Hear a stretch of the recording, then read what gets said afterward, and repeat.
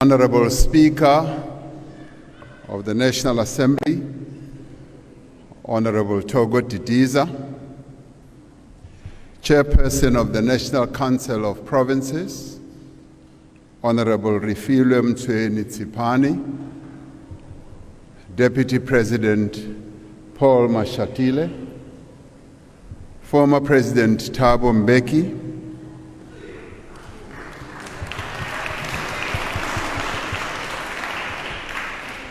former Deputy President Baleka Mbete,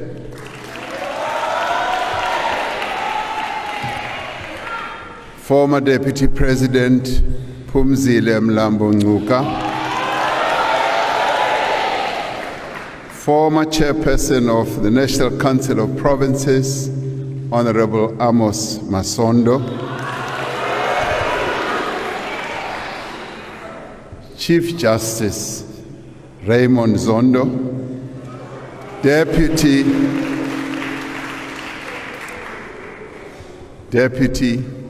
Chief Justice Mandisa Maya, Executive Mayor of Cape Town, Mr. Gordon Lewis, the various heads of institutions supporting democracy here present, esteemed member of the Order of Inkamanga, Umama Dr. Esther Mahlanga, distinguished guests and eminent persons, members of the Diplomatic Corps, honorable members of Parliament, and fellow South Africans. We gather here this evening in the province of the Western Cape in the sad aftermath of ferocious and unforgiving storms that have caused damage to homes, businesses, and infrastructure, affecting tens of thousands of people across the province. In recent days, we have witnessed runaway fires in KwaZulu-Natal, in which 14 people, including 6 firefighters, lost their lives. The fires also caused destruction of homes, livestock, and grazing fields.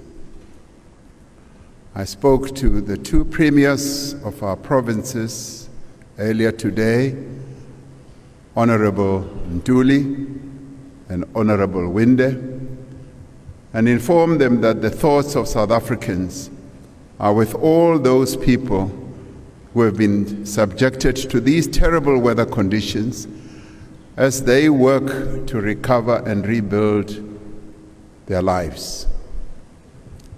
I have asked honorable members, the Speaker of the National Assembly, and the Chairperson of the Council of Provinces to convene this joint sitting to formally open Parliament on a day that is full of meaning and significance in the lives of not only South Africans, but many people around the world.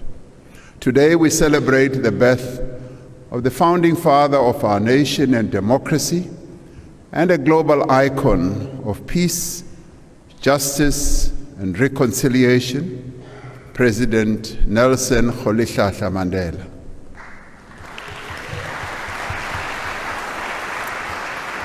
Across our country and across the world, millions of people are marking this day with deeds of service and solidarity.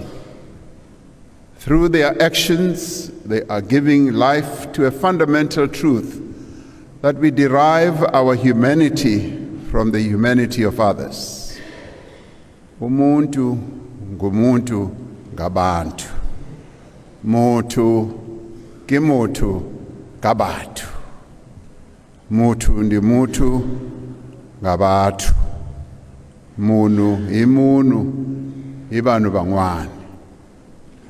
We are reminded of this day that we have a responsibility to each other and that our well-being and our happiness cannot be separated from those of our fellow citizens, men and women, not only of our country but of the world. We are reminded that as we strive to progress and to prosper, we have a responsibility to ensure that no one is left behind. We, South Africans, are a diverse nation, a nation with different histories, different beliefs, cultures, and languages. Yet we are one people, and we share a common destiny. It is this common destiny that the people of South Africa have charged this Parliament and this government to consolidate and advance their destiny.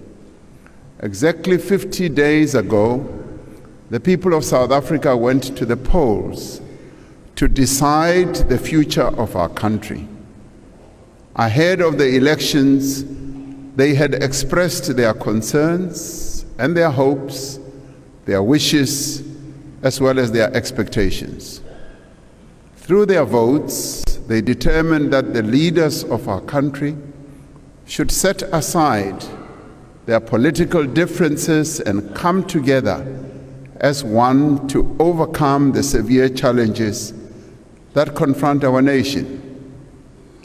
They sent a clear message that without unity, cooperation, and partnership, our efforts to end poverty, unemployment, and inequality will not succeed. Guided by this directive from the people of our country, political parties from across the political spectrum have elected to establish a government of national unity. In an act that is unprecedented in our democratic history, 10 political parties represented here in our Parliament have agreed to craft a common program to build a better, more equal, and more just South Africa. They have come together despite their differences, and differences they have. They came together because they share a commitment to a nation that is united, prosperous, and inclusive. Through a statement of intent, these parties have made a firm commitment to respect the Constitution of the Republic of South Africa and the rule of law, and to promote accountability, transparency, integrity, and good governance. They have agreed to a minimum program as the foundation of the work of the government of national unity. The priority actions that arise from this minimum program received the full support of the recent Cabinet Lekgotla, which was held recently, which brought together newly appointed ministers, deputy ministers, and premiers from all our provinces. It also brought together local government representatives as represented in Salga. Directors General and other key officials were also in attendance.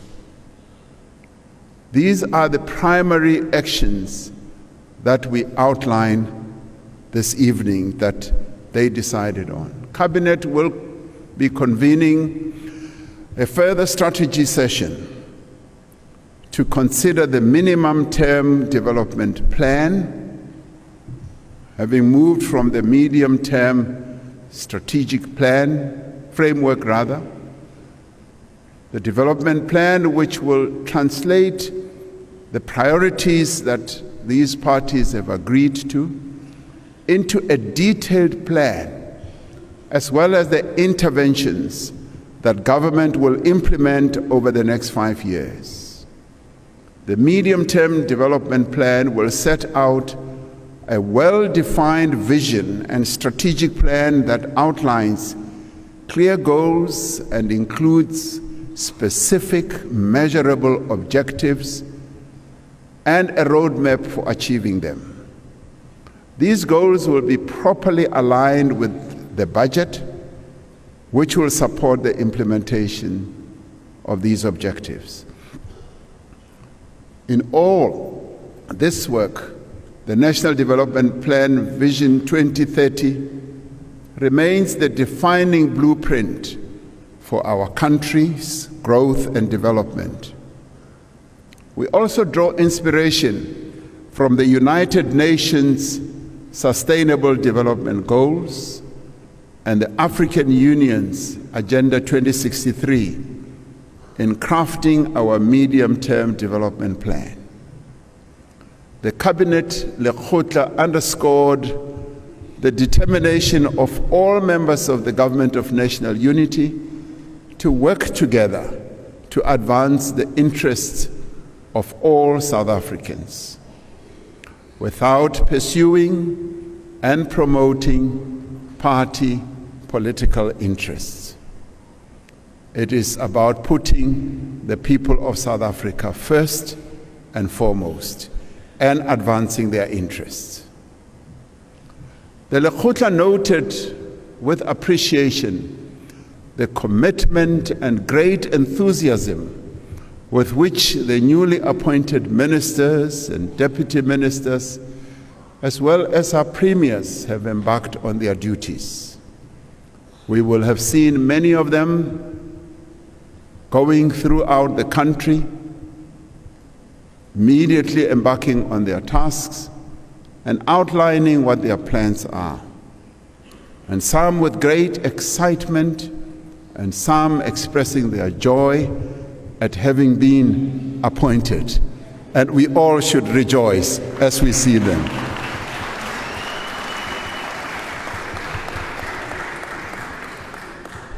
Honorable members,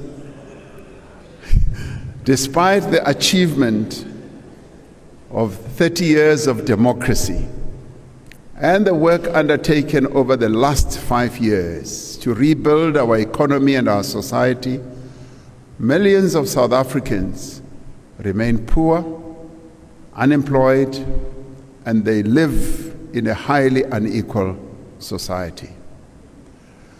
For a decade and a half, our economy has barely grown. The circumstances of the people of South Africa today requires that we act together as the Government of National Unity, as well as all key role players in our country, and that we act with urgency, boldly and decisively. The Government of National Unity has resolved to dedicate the next 5 years to actions that will advance 3 strategic priorities. Firstly, to drive inclusive growth and job creation. Secondly, to reduce poverty and tackle the high cost of living. And thirdly, to build a capable, ethical, and developmental state. We have decided to place inclusive economic growth at the center of the work of the Government of National Unity and at the top of our national agenda. Our experience over the past 30 years has shown that when our economy grows, jobs are created. When our economy contracts, there is no job creation, and in fact, some jobs are lost. The Government of National Unity will pursue every action that contributes to sustainable, rapid economic growth and remove every obstacle that stands in the way of growth. We are determined that growth must be inclusive and that growth must also be transformational.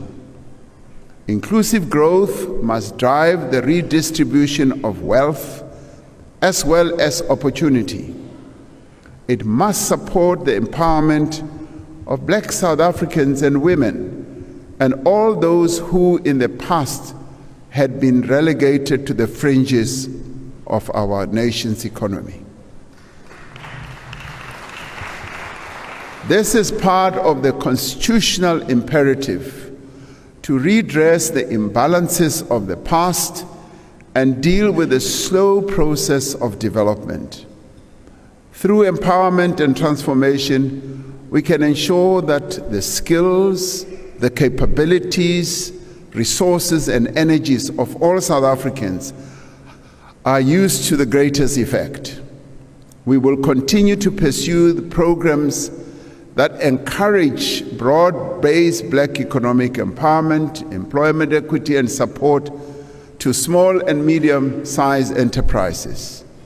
We will continue to protect and uphold the rights of workers and continually strive to improve the conditions in which they work and live. Inclusive growth demands that we affirm the position of the women of our country and the young people in the economy of our country. Inclusive growth requires that we remove the social, economic, and cultural and other barriers to the full participation of persons with disabilities and other vulnerable groups in our country. We will support the growth of rural enterprises and invest in public infrastructure in underserviced areas across our land. We will increase funding to land reform, prioritize the transfer of state land, and improve post-settlement support by strengthening the institutional capacity of responsible structures. To achieve rapid inclusive growth, we will need to fix our struggling municipalities. Growth happens at a local level where our people live and work. Our municipalities must become both the providers of social services and facilitators of inclusive economic growth. They must work to attract investment in their areas. This approach can encourage businesses to expand and create more jobs in municipal areas. Investors are generally attracted to areas that have reliable and modern infrastructure. Simplifying and speeding up planning and regulatory processes can make it easier for businesses to invest and operate in a municipality, and this often leads to the creation of more and more jobs. As the national government, we have both a constitutional responsibility and a clear electoral mandate to assist municipalities in the effective exercise of their powers as well as their functions. We will ensure that the institutional structure and funding model for local government is fit for purpose and that municipalities are financially and operationally sustainable. Now, this we will do because our municipalities have been raising this over and over again. We will put in place systems to ensure that capable and qualified people are appointed to senior positions in municipalities and ensure independent regulation and oversight.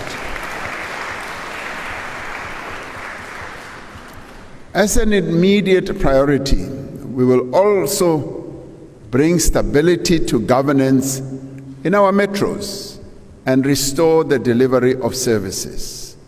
Many of our metros have faced huge challenges that need to be attended to. We have already begun with this work. When I visited eThekwini Metro earlier this year, I met with the residents of the city with local business leaders and municipal officials. They told me that they wanted to work together to build a city that they could be proud of again.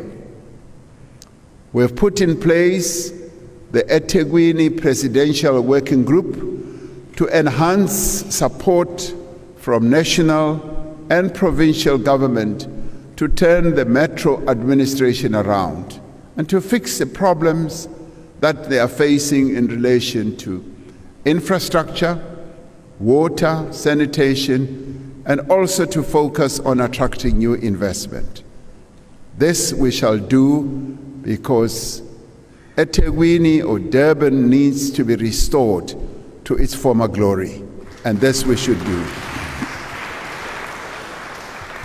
We will extend the same approach to other metropolitan cities that face serious challenges so that our cities can become engines of growth and become dynamic centers of opportunities for our people.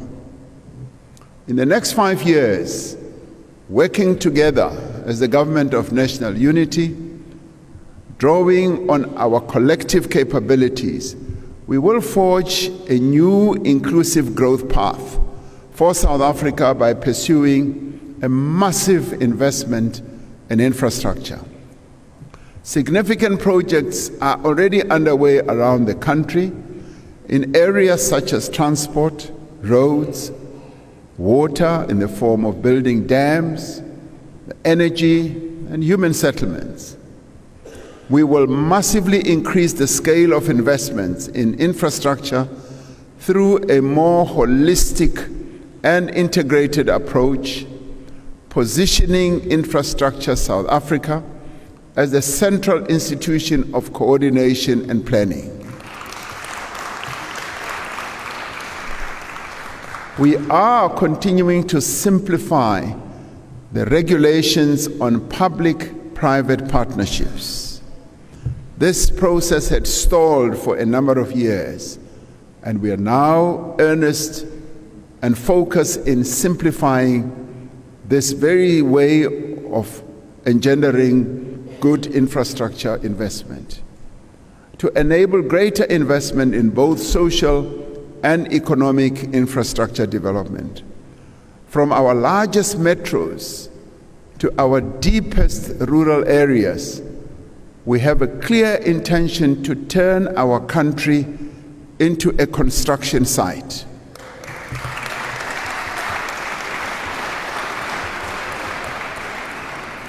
We want to see yellow equipment, yes, throughout our country, and cranes and roads being built, as well as dams, as well as bridges, houses, schools, hospitals, including broadband fiber that will be laid out as new power lines are installed. We must work to engender a culture of maintenance of public infrastructure and dedicate resources and establish systems to ensure this. Now, the culture of maintaining our infrastructure has declined over a number of years. We build infrastructure facilities and leave the maintenance thereof to a time when they've started to debilitate and collapse.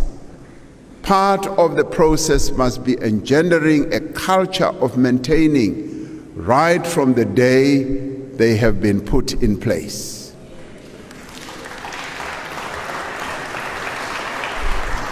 Now, as the government of national unity, we are resolved to intensify our investment drive, encouraging and enabling businesses to invest in productive capacity. These investments will lead to increased employment creation for unemployed South Africans, especially for young people. We will drive growth in labor-intensive sectors such as services, as it is happening now in agriculture, which has a great potential to create jobs.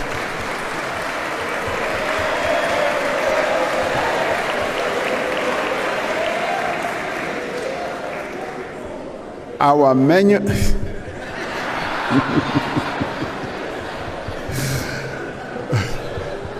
Yes, agriculture.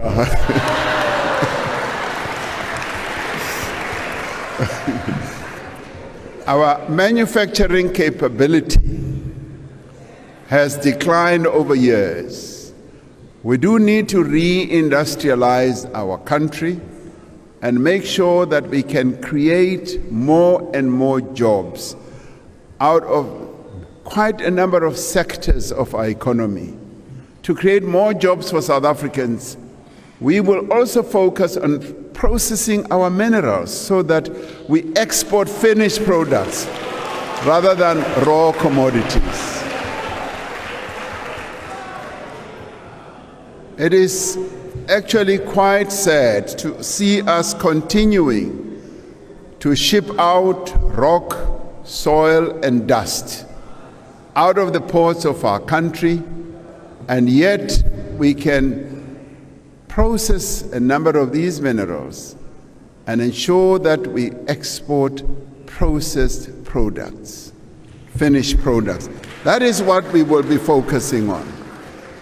We will pursue a smart industrial policy that focuses on the competitiveness of our economy and that incentivizes businesses to expand our exports and to create jobs.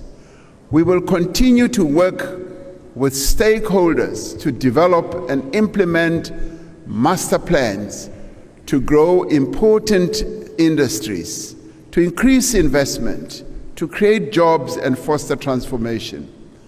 Now, we will also review the various master plans that we have to see whether they're becoming as effective as we had envisaged. We are convinced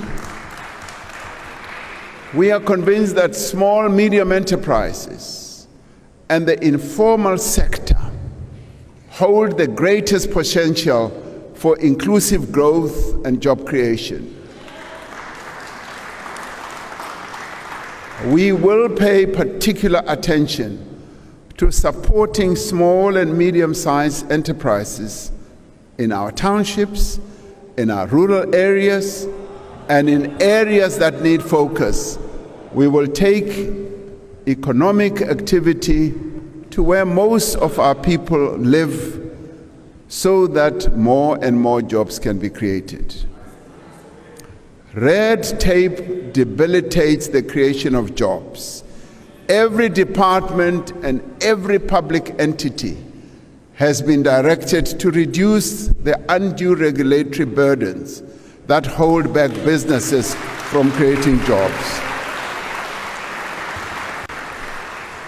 And this is an area that our ministers will focus on in the areas of their work, so that the various entities and the various structures of government ensure that the regulatory burden that we often impose on businesses must be eliminated so that our businesses can thrive and be profitable and create more jobs. We have demonstrated the value of public and social employment in creating immediate work and livelihood opportunities for many of our people. The Presidential Employment Stimulus, the expanded Public Works Program, and other initiatives under the Presidential Youth Employment Intervention have provided income, work experience, and skills development opportunities to many of our people, particularly young people and women. We will expand and institutionalize these programs so that more and more young people can participate in job opportunities and skills development. Now, through the Presidential Employment Stimulus, we have been able to create nearly 2 million work and livelihood opportunities. Yes, this is true. If you go to our schools, 25,000 of them benefited from the deployment of young people who came in as teacher assistants. Through this program, they gained a lot of experience, they gained a lot of know-how, and they got into the world of work. And many of them are now better equipped to be able to operate in the world of work. We see great potential for growth beyond our borders. As we strengthen economic diplomacy with our largest trading partners and potential trading partners, we will prioritize the implementation of the African Continental Free Trade Area to increase our exports to the rest of our continent. The rest of our continent is actually a wide open opportunity for South African businesses. As one goes around the continent, you often see products from other continents outside of our own. And this can be a real good opportunity for South African businesses. Sometimes as one goes around, you even see water imported from Europe, from Asia. And one often asks oneself, why can't this be done on the African continent? And this is an opportunity for the most industrialized nation on the continent to export to the rest of the continent. We will do this as part of our foreign policy approach, which promotes peace, security, democracy, and development across Africa and advances a more just and inclusive world order. Over the next 5 years, we will seize the enormous opportunity in renewable energy for inclusive growth. South Africa has some of the best solar and wind resources in the world. As we undertake a just transition towards renewable energy, our country must create a green manufacturing sector centered on the export of green hydrogen and associated products. We must move into electric vehicles and renewable energy components. We have seen, for example, how the Northern Cape has already attracted billions of rands of investment in renewable energy projects. Work is underway to set up a special economic zone in Bochubai to drive investment in green hydrogen energy projects. We have already a huge pipeline of renewable energy projects representing over 22,500 megawatts of new generating capacity, estimated to be worth around 400 billion rand in new investment. Investments such as these will inevitably create more jobs. Just this week, we saw the largest private energy project connect to the grid near Lichtenburg in the Northwest Province, with over 390,000 solar panels that will add 256 megawatts to the national grid. We will see more of these projects taking shape across the country in the months and years to come. As these investments reach fruition, more jobs will be created. Our Just Energy Transition investment plan sets out a clear path to invest more than 1.3 trillion rand in a just transition, including support for workers and communities in Mpumalanga and other coal-producing regions. Our country is undergoing a renewable energy revolution that is expected to be the most significant driver of growth and job creation in the next decade and beyond. We also have a unique opportunity to position our country as a major player in the digital economy and create jobs in digital services. We will invest in digital identity and payments, expand access to affordable broadband, and increase training for young people in digital skills. As we pursue these new areas of growth, we will continue with the far-reaching reforms that enable growth. At the same time, we will launch our second phase of Operation Vulindlela, a government-wide initiative that has been essential in supporting and driving reform. It resides in the Presidency, and the Treasury and the Presidency are hard at work to lead the reform process in our country.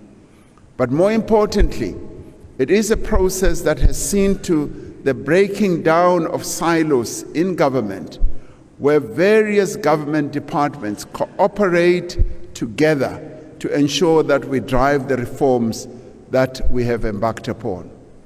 In its second phase, Operation Vulindlela will focus on reforming the local government system and improving the delivery of basic services and harnessing digital public infrastructure as a driver of growth and inclusion. It will also focus on accelerating the release of public land for social housing and redirecting our housing policy to enable people to find affordable homes in areas of their choice. We will complete the most consequential transformation of South Africa's electricity industry in more than a century.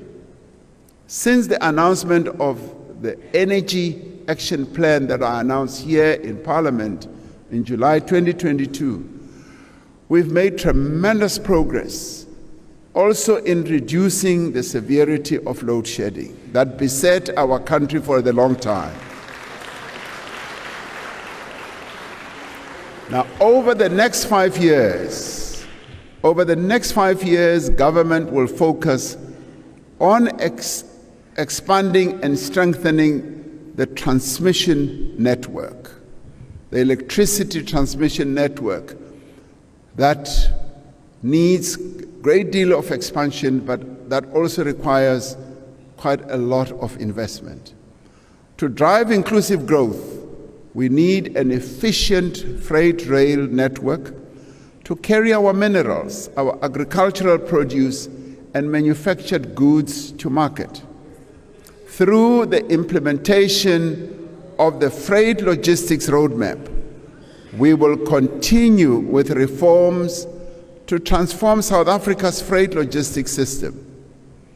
Now, the work that we are doing with business and unions through the National Logistics Crisis Committee has already contributed to improvements in the operational performance of freight rail and ports.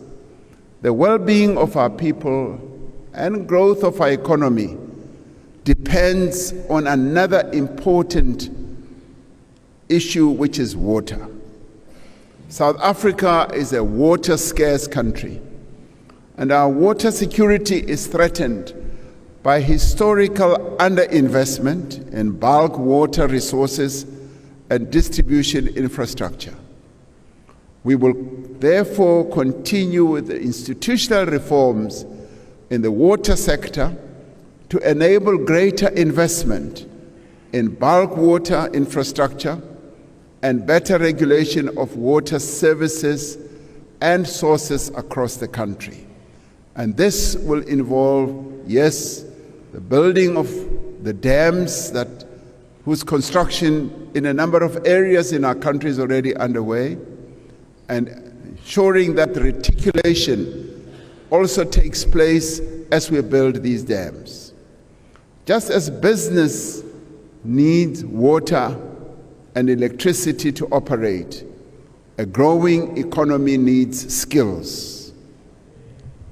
Where the skills we need are not immediately available, we need to attract people with the appropriate qualifications and experience to come and bolster our efforts.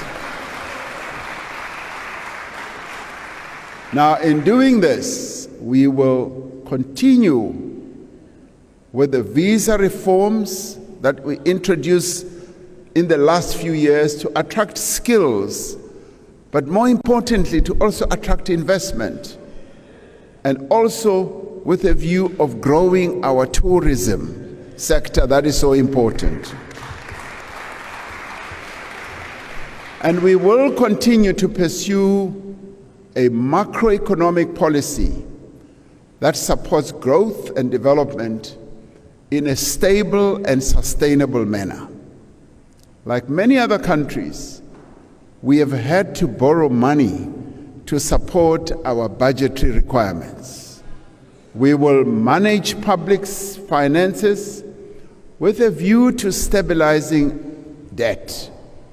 We are firmly committed, to steadily reducing the cost of servicing our debt so that we can redirect funds towards other critical social and economic needs. Our second strategic priority as the Government of National Unity is to tackle poverty and the high cost of living. An effective, integrated and comprehensive poverty alleviation strategy is necessary to provide protection and support to the most vulnerable in our society.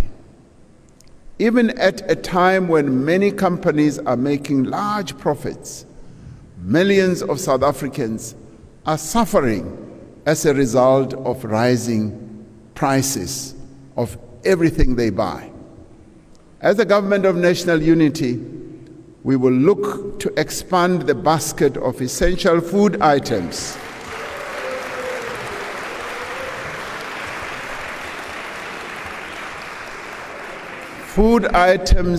exempt from VAT, and undertake a comprehensive review of administered prices, including, yes, the fuel price formula, to identify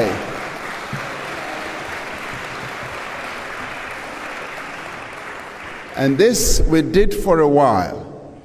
When the prices of fuel just kept on rising, we were able to find a way in which we could stabilize the price. We will seek to find ways of addressing this challenge. Asset poverty is one of the underlying causes of abject poverty in our country, and this exacerbates the high cost of living amongst our people. The provision of title deeds for land and housing provides people with assets that they can use to improve their economic position. Income poverty is also one of the underlying causes of poverty. The best way to deal with poverty is for people to have jobs. We have, however, made interventions to support the unemployed through a variety of interventions, including during COVID, when we introduced the SRD grant.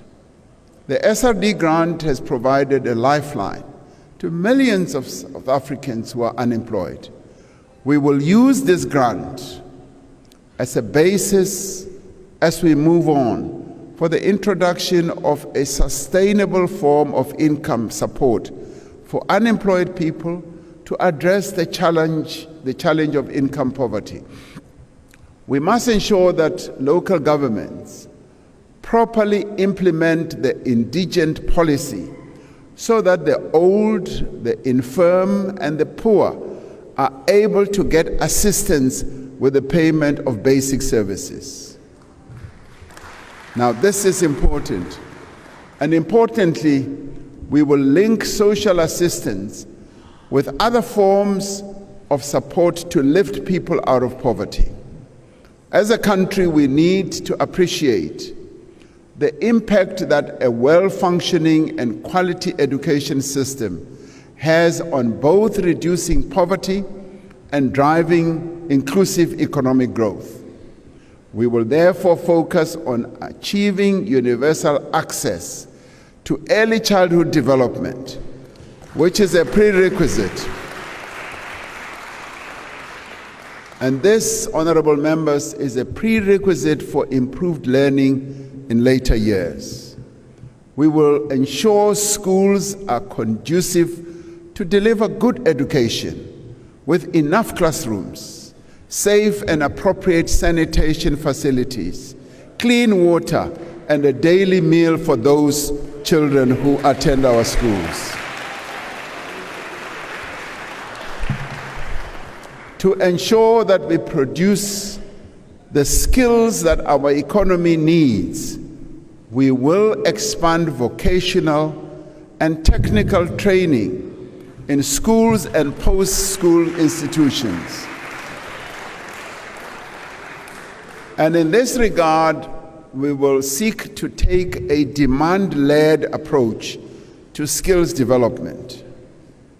An important task of the next 5 years is to ensure that we also reduce the high cost of living through ensuring that everyone in South Africa has equal access to equitable, accessible, and affordable quality health care.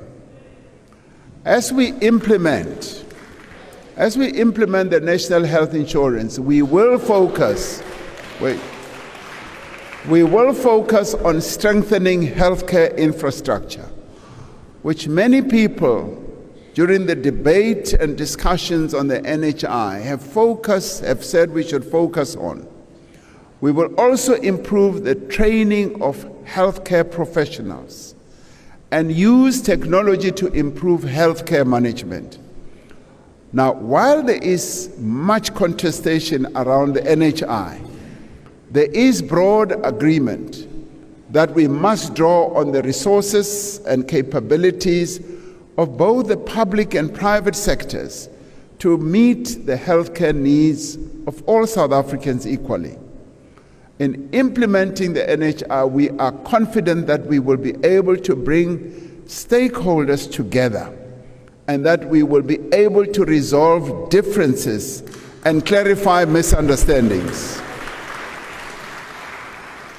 Now, as the Government of National Unity, we have agreed that we will seek to build consensus around issues that we may not agree on.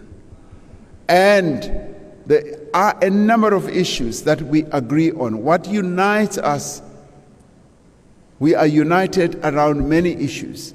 And there are issues which we still need to find full agreement on. And yes, we will work hard to make sure that we do find agreement. Now, with so many people living far from economic opportunities and services, transport costs take up a large portion of many of our people's income and drive up the cost of living. We often hear reports that many of our people spend up to 40–50% of their income just on transport. An immediate priority is therefore to complete the recovery of the passenger rail network across the country to enable people to travel from outlying areas to cities at an affordable rate. Around 80% of commuter rail corridors are now back into operation, and nearly 300 vandalized stations have been refurbished, providing safer and more efficient services to commuters. The third strategic priority of the Government of National Unity is to build a capable, ethical, and developmental state. We will proceed with the work already underway to professionalize the public service, ensuring that we attract into the state people with skills and capabilities. And I need to pause for a minute here that as the Government of National Unity, key people who were appointed into positions of ministers and deputy ministers, as they got into the office, the public service officials have managed this transition period extremely well, and I want to thank them for doing so. We will continue to fight corruption and prevent undue political interference in our administration of the state. In this administration, we will complete the work to restore the financial position and operational performance of our state-owned enterprises. We will complete the implementation of a new centralized ownership model for our state-owned enterprises. This will improve accountability, transparency, governance, and oversight, while reducing inefficiency and the potential for corruption. The establishment of a state-owned SOE holding company will give us even greater capacity, apart from everything else that this will benefit us for. It will give us greater capacity to build a sovereign wealth fund. This has been done successfully by other countries whose sovereign wealth funds have built up capital from the high performance of their state-owned enterprises rather than from the fiscus. So this is an important move. Now, to tackle crime and corruption, we must have capable, sophisticated, and independent law enforcement agencies that can fight complex and organized crime. We will deploy modern technology to assist crime fighting. A data-driven approach will be used to identify violent crime hotspots and inform the allocation of policing resources alongside prevention measures. We will continue to tackle priority crimes like illegal mining, gang violence, cash and transit heists, and the construction mafia through specialized police units.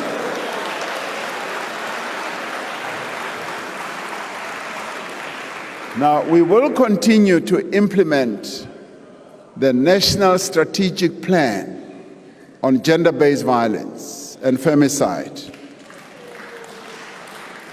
And we will expand victim support services like the Tutuzela centers and GBV desks in police stations. Now, 30 years ago, President Nelson Mandela stood before this House to reflect on the first 100 days of the first Government of National Unity. Recognizing the different views of the diverse parties within that Government of National Unity, he said, "What brings us together is the overriding commitment to a joint national effort to reconcile our nation and to improve its well-being." Close quotes. The same may be said of this Government of National Unity that has now been established by 10 of the parties represented in this Parliament. We share a commitment to reconcile our nation by advancing social justice and equal prosperity for all. We are committed to improve the well-being of our country and its people through inclusive growth, the creation of jobs, and the reduction of poverty. This is an undertaking that should involve all of us. On the occasion of the presidential inauguration, I made a commitment that we should work together to hold a national dialogue, to discuss the critical challenges facing our country, and to agree on what we all need to do to achieve a better future for this great country. Across society, people, organizations, foundations, and you name them, have expressed their support for a national dialogue. They have said it should involve all key stakeholders in the life of our country, representing civil society, traditional leaders, the faith-based sector, labor, business, cultural workers, sports people, and other formations representing the diverse interests and voices of our citizens. Following the example set by historic events such as the Congress of the People in 1955, the Conference for a Democratic Future in 1989, and the CODESA talks in the early 90s, and drawing on the experience of writing our Constitution in 1996, we envisage a national dialogue that involves extensive and inclusive public participation. As we have done at many important moments in our history, we will seek to forge a common vision and build a comprehensive social compact with a clear program of action to realize our people's aspirations for this beautiful country. Through this national dialogue, we are called to be agents of change, to be champions of inclusive growth, to be the creators of opportunity for all our people. A few years ago, a diverse group of partners and stakeholders from across society came together to consider various scenarios for the future of our country. These were called the Indlulamiti Scenarios 2035. One of the scenarios that they painted and described was called the Recrimination Nation, using the image of the bird, the loud hadida, as its symbol. This described a situation of inaction where our country's problems go unresolved and where everyone blames each other for South Africa's ills. This scenario painted a picture of our country going into decline. The second scenario that they painted and described symbolized a vulture. This painted a picture of a desperate nation governed by a populist coalition whose main objective is self-enrichment and patronage. Now, this scenario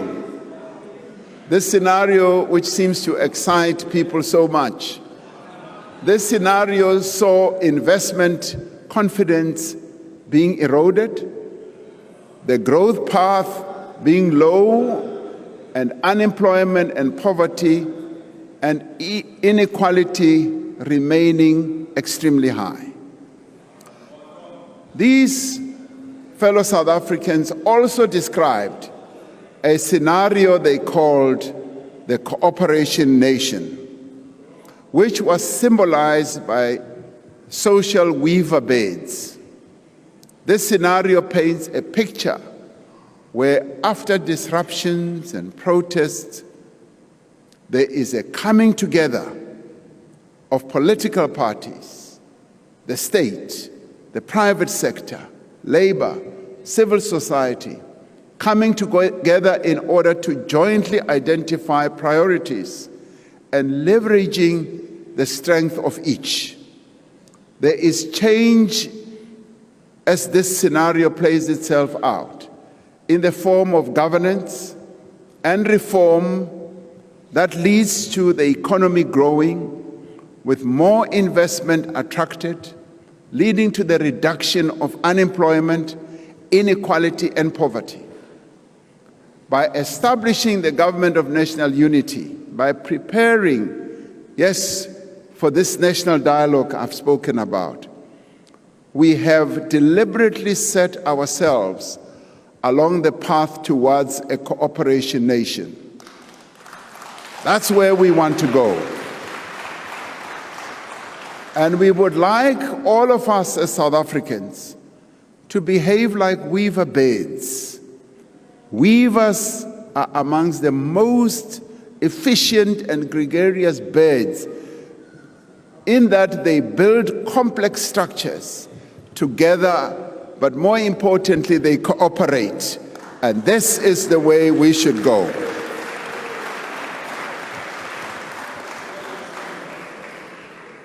Despite all the challenges, despite our differences, despite all the headwinds that we have faced, as South Africans, we are called upon to remain firmly committed to pursue the path of cooperation, of growth and inclusion.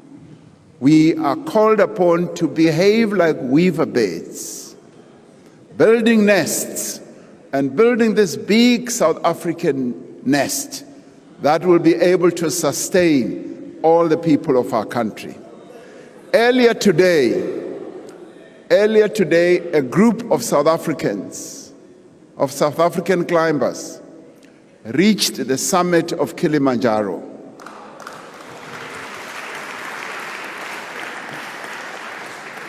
Now, as we know, this is the highest peak on our beloved continent.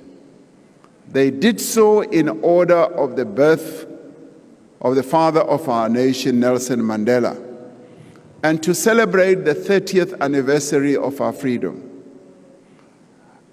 This effort that they got involved in, or they are involved in, is called or known as Trek for Mandela expedition. Now, these climbers have been joined by other climbers from several countries around the world to help keep girls in school by raising funds for sanitary products and other needs.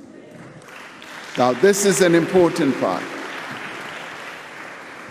And what they have done symbolizes what we should all take as an inspiration.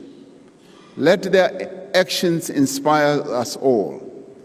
Let their achievement of reaching the summit of Kilimanjaro remind us that as the South African nation, there is no mountain we cannot climb and no peak we cannot reach.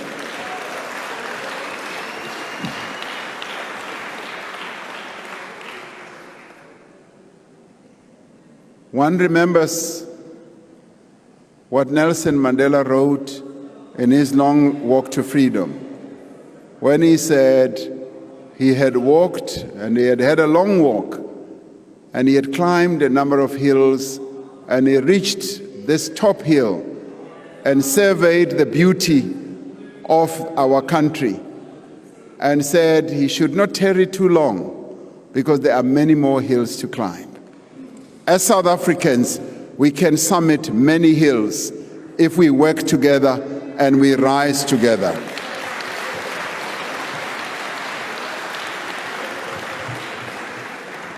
I want to conclude by referring and paraphrasing the words of Martin Luther King Jr. when he said, "Let us rise up tonight with greater readiness. Let us stand with a greater determination. And let us move on in these powerful days, these days of challenge, to make South Africa what it ought to be. We have a great opportunity to make this country a better nation. The coming together of all these parties that have decided to cooperate is quite a historic moment for our country, and we must make the government of national unity work and function and succeed.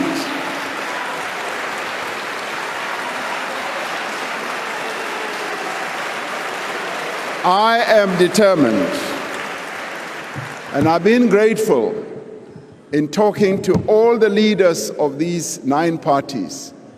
I've been grateful that all of them have with one voice said, Mr. President, we want this GNU to work, and we shall make it work. Thank you very much. May God bless South Africa.